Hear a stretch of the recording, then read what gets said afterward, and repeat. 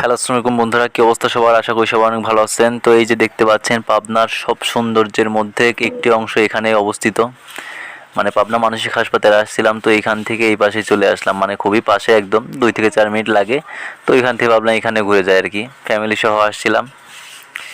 তো এই যে চলে আসছি আমরা, এটা হচ্ছে শ্রী অনুকূল নাকি একটা মন্দির আর কি।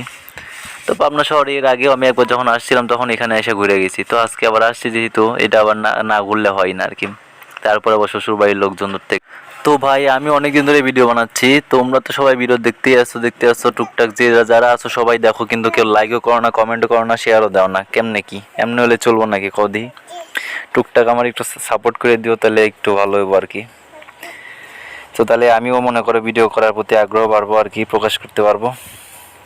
তো দেখতে পাচ্ছ সবাই আসতেছে আমার পিছি। তো আমি আবার একটু আগে আগে যাচ্ছি ভাব মারাতে, কারণ আমারই পরিচিত জায়গা, আমি সবার আগে জায়গায় নিয়ে আসছি।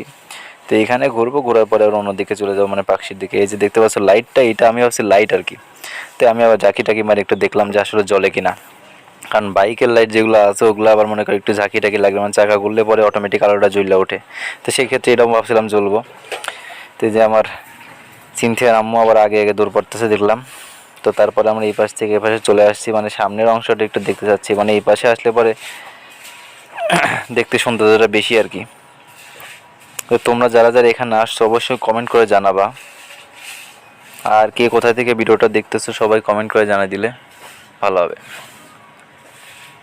এই যে দেখতে পাচ্ছ খুবই সুন্দর একটা জায়গা আর কি। আমি ভাবছিলাম ভিতর দিকে যাবো, তো ভিতর দিকে যাওয়ার জন্য যে এখানে গেটটা আছে, মানে খুলে নাই, লোকজন ঢুকতে দেয় না খুব একটা বেশি। তো আমার বাড়ির লোকজন আবার জুতা পরে ঢুকে পড়ছিল, এই কারণে কেলানি খাইতে লাগছিলাম ধরতে গেলে আমি মাঝখান থেকে। তো যাই হোক, সবাই ভালো থাকবেন, ধন্যবাদ।